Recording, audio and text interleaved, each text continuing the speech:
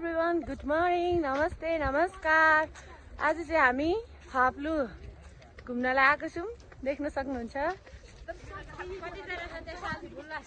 हामी चाहिँ अहिले 7-8 जना घुम्न आएको छौँ। चिसो चिसो छ, माथि देख्न सक्नुहुन्छ, हिउँ परिरहेको छ।